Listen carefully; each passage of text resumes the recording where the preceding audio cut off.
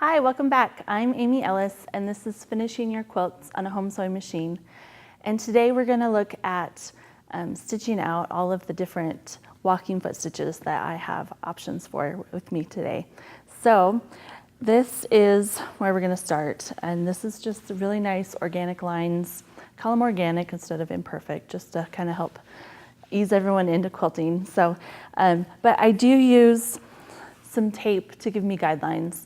This helps to keep my rows from really veering off and being too crooked, and to help all the space in the quilt to be evenly quilted and not have any big open spaces in the quilting. So you can do 4 to 6 inches wide in tape and just fill it in with quilting and then mark your next space. So I'm going to show you that on the machine right now. And of course, I'm using red thread so that you can see it while I'm here on camera, but you're going to want to use something that blends in really nice with your quilt top. And if you have multiple colors in your quilt top, look for the lightest color and then see what you can use to blend with the rest of them. Hopefully you've got all of your settings worked out on your practice piece last time. I'm just going to get stitching here. Make sure that you keep your hands loose and not gripping the fabric or your quilt top too heavily, because that can cause your stitch length to be really tight and bunchy. And if you happen to need to take out any stitches, it's a lot harder to take them out when you've held on too tight and let your stitches get really close together. I've taken out quilting before. It's not fun, but sometimes it's just necessary because of tension troubles or any number of things, really. Sometimes I think I forgot to change my bobbin one time and it was the wrong color. So I'm just looking to add a stitching line every inch or so. You could go closer if you want, but I like to keep it soft and comfortable in the quilting. And it doesn't have to be difficult. You can keep it really simple. I find that walking foot quilting is a lot easier for beginner quilters to tackle.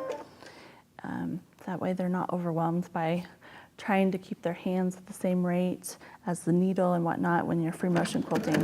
We'll talk about that too, but this is a great place to start if you haven't done any quilting in the past.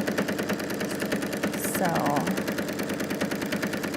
just going to add a couple more rows here. And of course, you're going to be working on a bigger section, but you get the idea that the stitches are close together and you're adding a lot of great texture, which is what quilting is all about.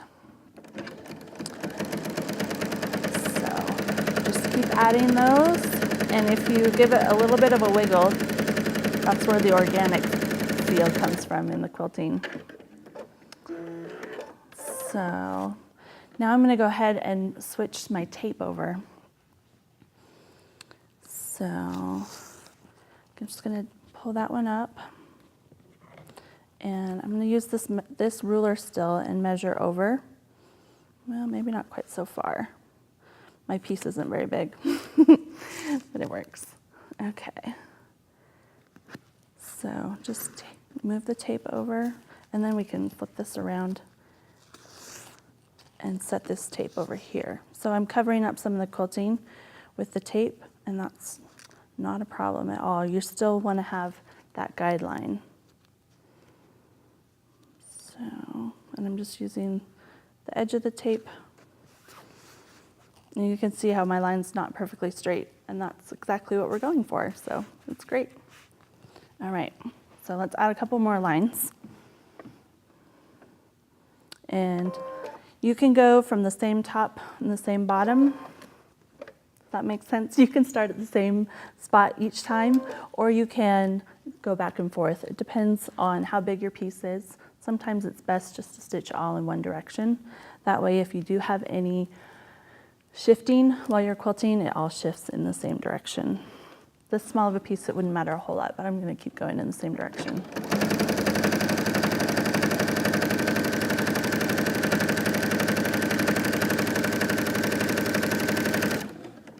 You also want to make sure that your needle clamp and your foot are nice and tight periodically. Make sure that you're not losing stability at all in your walking foot.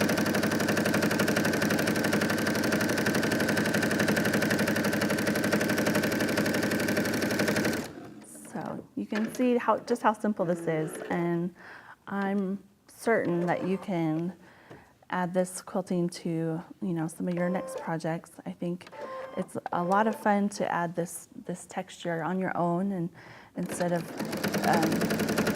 sending a quilt out or giving it to a friend without quilting. If you've tied quilts in the past, this could be a good transition for you to having something quilted on your home sewing machine. So let's take a look.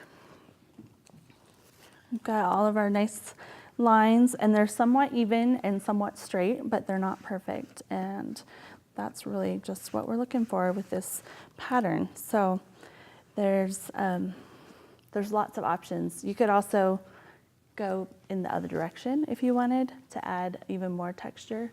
You could kind of cross hatch it that way, still with the organic lines, but it would be a lot of really nice texture that way too. So let's look at the next one. We have, these ones are straighter. I call it matchstick quilting. A lot of people call it matchstick quilting. And I'm going to show you how to get the lines nice and straight and evenly spaced using your walking foot as a guide. So let's sit down, and it's for matchstick quilting, you want them evenly spaced as much as possible. So I'm gonna stitch one line, and then I'll show you the next one. And for this, I'm trying to keep it as straight as I can, right next to the tape on the quilt top here. So, and we're gonna stitch the next one using the edge of the foot right here on the stitching line. And for this, if I'm gonna adjust my hands, I like to stop to make sure that I'm not letting the fabric, or the quilt move as I'm stitching.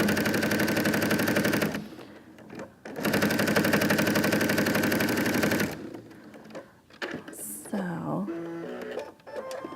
you wanna stitch this ½ inch, or even you could go up to an inch wider or wide between stitching lines. You could also put your guide bar on, and I'll push that on and measure between. So if we want, let's see, an inch wide, I would put my ruler down here on the inch mark and then slide this in, so that it's measuring 1 inch away from the needle. Okay. And then we can stitch 1 inch away by putting the guide bar on the stitching line there.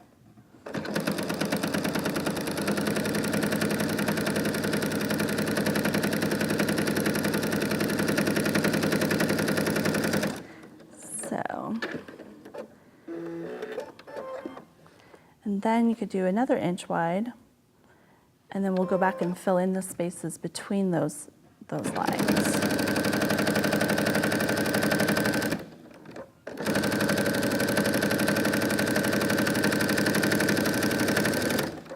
So I'm going to leave my guide on, but I'm just going to kind of ignore it, and I'm going to stitch right down the middle of those two lines.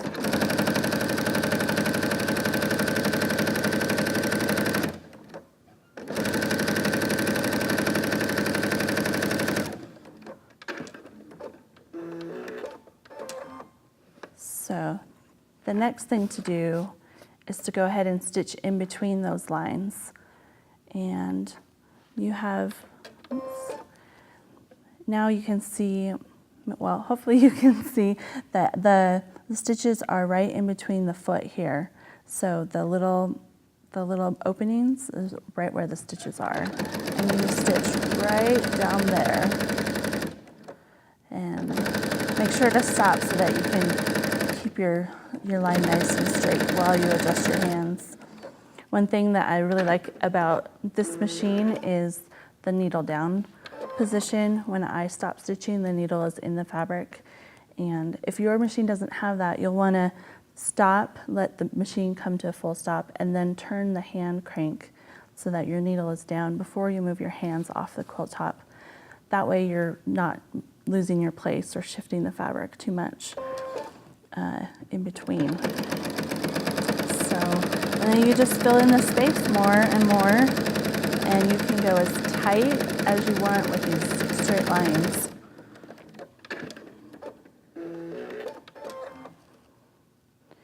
And they just keep adding more and more texture to your quilt top. So, but I do find it's really helpful to add the tape to keep my lines nice and straight. And then also dividing up the space with the 1 inch wide stitching lines really helps to keep the fabric from shifting too much and to keep my lines nice and even between each other. So that's matchstick quilting, and there's lots of things you could do with this as well. And you could do your matchsticks in a portion of a quilt and do the rest in a different design, or you can just add it to a border. There's lots of options there. So make sure you're creative in your thinking and not just not just in one way. Let's see. Up next, we have this crosshatch design, and this one I did using a 60-degree line on my ruler, and I'll show you here. I actually used 2 rulers to add this first row of tape because I wanted it to be 2 inches over. No, I did it from this side. I wanted it to be 2 inches over from the edge and then 60 degrees. So let's move this one up. I'm just going to show you how I marked it here. So it's 2 inches over from this edge, and then I'm using the 60-degree line here. So you could do the same on a larger piece, and if you just use your long ruler to make sure that your lines are straight. And I'm going to stitch a couple of rows in this direction, and then we'll come back and mark the other direction so that you get the crosshatch. And my first row is going to be right along the edge here. And if you happen to stitch over the tape like I've done here, the tape will come right off. It's not a big deal. But I'm trying to keep it as straight as possible. Okay. So, and then I'm going to measure 2 inches over from my needle to get a nice wide crosshatch like the one on my sample. You could do it at 1 inch, you could do it at 3 inches. I think just it depends on your setup and what you're working with. So let's drop that and we'll stitch this down. And now instead of following the line of tape with my foot, I'm following it with the needle, I'm following it with the guide bar here.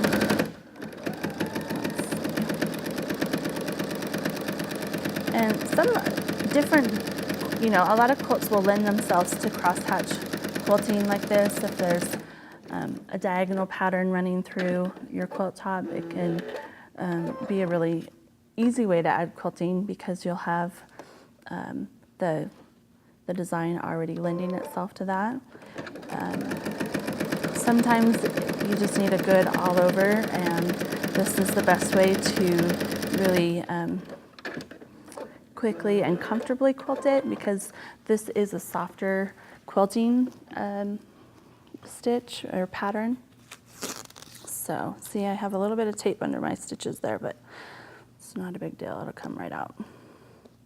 Just have to use your nails and pick it out. So I'm going to let that go for now. And then I need a 60-degree line here. So I'm going to use this line.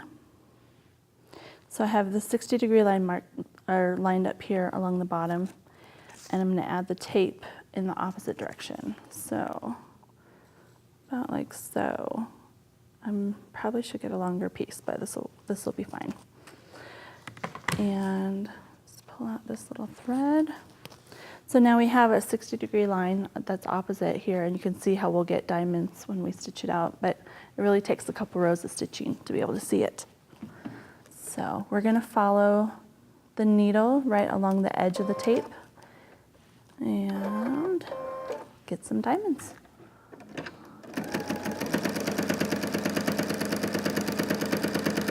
And I left my walking foot on, or the guide bar on, so that I could use it in the next row. And I haven't adjusted it at all, so that it's going to be the same 2 inches this time again. So, and then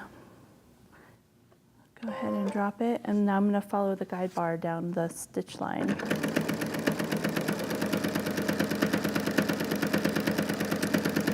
And your quilt's probably going to be bigger, so you're going to want to roll this on the diagonal to make sure that you fit under the arm of your machine. Let's take a look. See, take off the tape, and then you've got some diamonds. So we could keep going in both directions, but this is the general idea. And of course, you know, most rulers have a number of options. So you could use the 45 line or the 30-degree line and have a much larger diamond. And it's really fun to explore and, you know, come up with different options. So I hope that you do. And this is, again, it's really comfortable quilting. It's something that is great for, you know, a comfortable baby quilt or something that you want to put on your own bed. So that's a lot of fun. And again, it's pretty simple, so you can easily manage it on your home machine. Let's look at another option. This is a circle of just radiating circles. I started in the middle and had just spun my way out using the edge of the walking foot as a guide. And you'll notice it's not perfect. There's some areas where it's a little bit closer together or a little bit wider, and that's totally acceptable. So to start, you need a circle. And on this tiny piece, I used a spool of thread as my guide. If you're working on something larger, you might want to look at your kitchen cupboards for a bowl or a cup. Anything that's a circle will work. So be creative and just run it through the dishwasher if it's a dish when you're done. But with this one, I moved away from the edge here and stitched. You can also go around the entire circle and then start to move away. So I'll show you that one on this example. With the circles, you want to start really slow because turning that much, especially for something so tiny, is going to be a little bit tricky. So make sure you take your time and just go with the flow of the circle. So let's see, I'm going to take this guide bar off because I don't need it. And I'm going to put my needle down and back up. With this one, because I'm starting in the middle, I want to draw the bobbin thread. So that didn't quite work. Let's try again. You know what? I think it likes the foot down to be able to do that. Let's see. There we go. So I just drew the bobbin thread up. That way I can bury it later and I don't have a big tangle of thread on the back. And it's not hard to do. So we'll just let that be there for right now and take a couple of stitches and maybe even back stitch to where it's locked nice and tight since we're in the middle of the quilt. Okay, so now we're going to go around. And again, just go nice and slow. If you go too fast, it's easy to end up with a straight line. So, and sometimes it helps to lift your foot and adjust as you go. There we go. So you'll just continue around and nice and slow. And don't worry if it doesn't look perfect. It's gonna have a few little hiccups, and that's fine. This can be fun. You know, I started in the center of my little quilt, but you could start off to one side. You could start in one corner and not even do a whole circle, just do like an arc all the way across your quilt. You could start in the middle, and there's a lot of options, so don't let this one option slow you down. Think of different ways you can creatively quilt in a circle and apply it to your quilts. So I have met back up where I started, and I'm gonna move out just a little bit. I'm gonna raise my foot.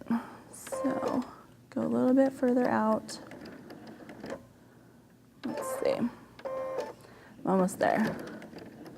Just don't wanna get too far away from the circle. So now my edge of my foot is lined up, or the inner edge of my foot is lined up with the stitch line, and I'm going to go around again. And I love the effect of this quilting after the fact. It can be a little bit tedious, but once you get going, and especially once it gets bigger, it's a lot more fun to work on. So it's pretty fun. And you notice I have these threads just kind of off to one side, and I keep shifting them so that I don't run them over. And just work your way around. So normally I would be using two hands. I just want to make sure that my second hand is not in the way of your visual on this. But make sure you keep good tight hold of it. And continue around. Now if you wanted it to be a little bit wider, if you're working on a bigger piece, you could use this outer edge of your foot as well. Or you could go in the other direction and use your guide bar and have circles that radiate out like a ½ inch apart or an inch apart. So there's lots of different options. I hope you have fun exploring them. And you just continue on and on and on. And when you get to the edges, what I do is I just cut the thread at the edge and then pick up on the next round. That way it's continuous still, but not, it doesn't stop. You don't want it to just fall off the quilt and then end. So just continue going around. And then I like to use the blue ink, the water soluble, because then when I'm done quilting, it'll just wash out if I wash it right away, or it could, I'll often just take a little water from the sink and get it nice and wet. So I'll go ahead and show this to you now. So you can see there's a couple little hiccups, a couple little bumps, but if I was using a thread that blended in, you would not even notice them, and it would just kind of add a little more texture to the overall quilt. So there's circular quilting, and again, if you started from one corner and did arcs, that's really fun. Or if you started off center and did the circle, you would have more lines off in one direction than the other, and that could also be really fun. So make sure you explore all of them. And for this, I would just grab a needle and thread and poke it through to the back and then tie it off so that I didn't have the tails on top. Let's see. This last one I have here for the walking foot is done with a decorative stitch. And most of us have big machines with lots of options on them, and what fun it is to explore those options on our quilt tops. So here's a few that I stitched out before, and I was going to show you where I found those and how I adjusted the stitches. I find a lot of times when I'm quilting, instead of stitching on just 2 layers of fabric, that I need to lengthen the stitch a little bit so that it fits the quilt and just the general feel instead of being so tight. So let's look at a few of those. I need to go in here and find the right stitches. So this is something I really encourage you to explore with your machine. There's so many options on our new machines these days that there's just tons of options. And so this one, I think it's meant for knits, but it has a really nice look to it when it's stitching on fabric and on a quilt top. So I'm going to show you how it stitches as it came with the machine, and then I'll show you the adjustments that I make. So these can take a little more time to stitch just because the needle is doing more than a straight stitch, but I think they're a lot of fun to add a bit of texture to your quilt top. They can also be great for bindings if you're doing finishing a binding by machine. That way you have a nice secure stitch. So let's see. This is the stitch as it came with the machine, and you can see it's pretty tight, and let's check the back. It looks like the tension's pulling a little bit too. So let's make a couple of adjustments and get that to where it's a little bit happier. I like the stitch length. It came at 1.2 millimeters. I'm going to go up to 1.6 just to elongate the length a little bit, and then lessen the tension just a touch. See how that feels on the back. So I had a lot of fun going through my machine and just looking at all the different options, and depending on what you're working on, there's so many different ones that could be a lot of fun on a quilt. So make sure you explore a little bit, because there's so many there, and I find that I really don't use very many of them in my typical quilting, and it's nice to find a reason to use them. So that looks nice. I like how it's a little bit longer and actually a little bit wider as well. And it feels really soft and comfortable in the quilting. Looks like the tension still needs a little bit of work, but in general, that's a great idea for a quilt top. The other one that I like is right here. It's a little bit of a V shape. Let's look at see how it came out. Again, I think this is one that was meant for knits, but they have a great use here too. So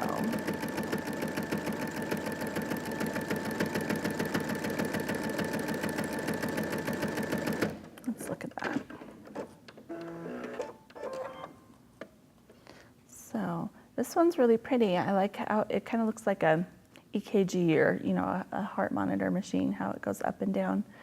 It looks a little bit tight and the tension looks good. So let's just lengthen the stitch a little bit so that it fills out the quilting space a little bit.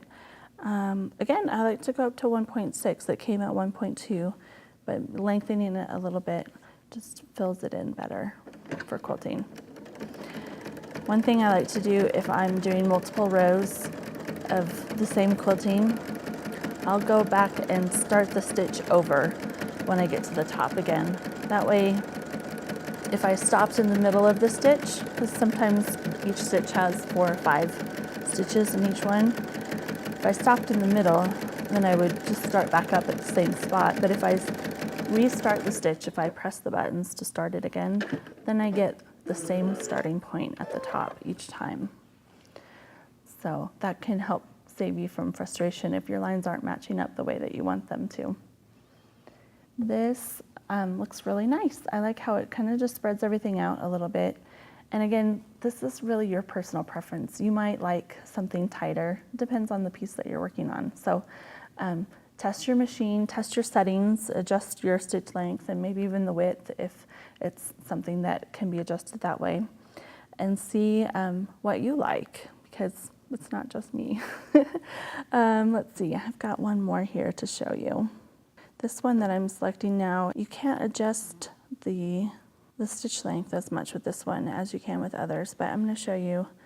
It looks really good just on its own. And when I'm stitching decorative stitches, I usually use the edge of the foot as my guide to keep them somewhat close, but not too close because they do tend to move back and forth. And this one stitches twice and then moves on to the next stitch. So it has a fuller look, almost like you're using, well, like a heavier weight thread, like a 12 weight, only you're using your standard 50 weight. So that's kind of fun. It gives it a little different feel to the quilting, and it makes it stand out more. So if you have a piece where you really want the quilting to stand out, that can be fun. And really it's just a matter of trying out the stitches and seeing what they look like, because what they look like on the screen or in your booklet will look much different than what it actually is when you stitch it out. And I typically go a bit slower when I'm using these, just to make sure that the machine can keep up. I don't want it to get overloaded and have trouble. But this one I think is a lot of fun. I need to find a good project for it to be quilted onto.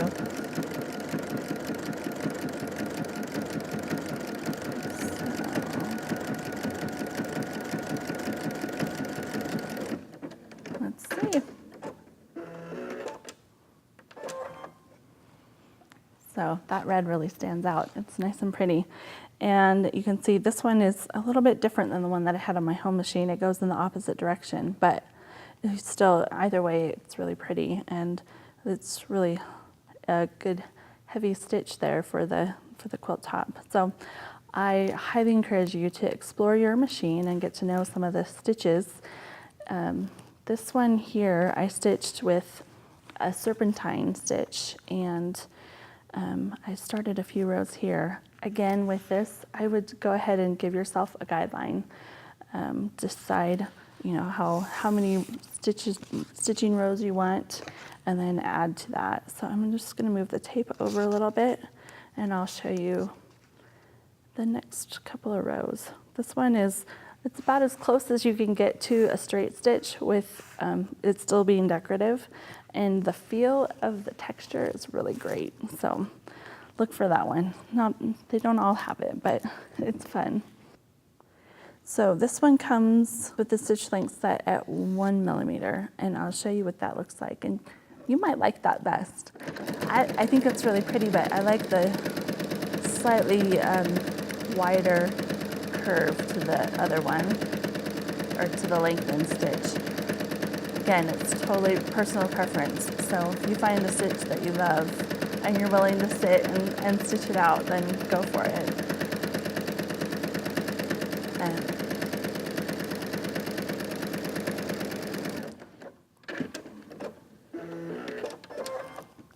So you can see this one's just a little bit tighter, and it has quite a few more stitches in there than this longer one here. So it came at 1 millimeter, and I'm going to adjust it up to 1.6. And I got to 1.6 on all these just by testing it out. So it's something you'll have to experiment with. But first I'm going to hit the stitch button over again and then adjust the length.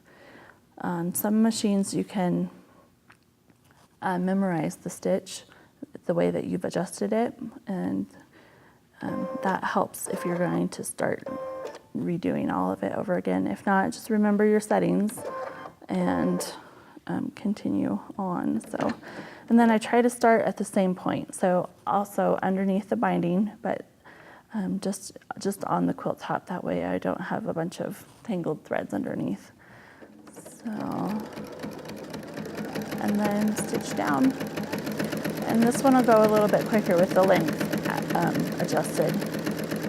And it's really pretty for just general quilting. So have to explore it. All right. So that pretty much matches, and I think it looks really nice. I'll do one more.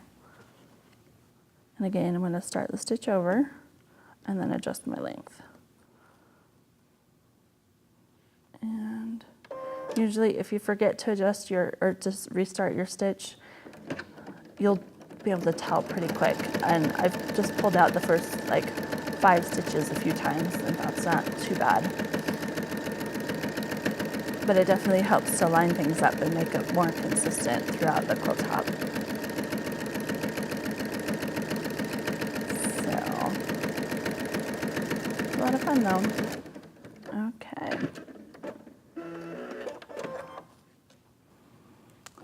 So, there we go. I really like it. It's not perfect. Again, you can see there's some subtle inconsistencies, but it's mostly pretty much matching up and looks really good. So there's a lot to explore with your walking foot, and I hope that you take the time to really check out all of your machine options and see what works well for you. Before our next lesson, I need you to explore your quilting stitches, your decorative stitches on your machine. And then also, I want you to look through your quilt tops that you have maybe lying around. I know most quilters tend to have a couple. Look at them, decide on one that you can tackle with your walking foot. It doesn't have to be huge, it doesn't have to be anything overwhelming, but just explore all the options and put your walking foot to the test. So in our next lesson, we're going to be looking at free motion quilting and getting your machine set up so that you can learn to free motion quilt. So see you then.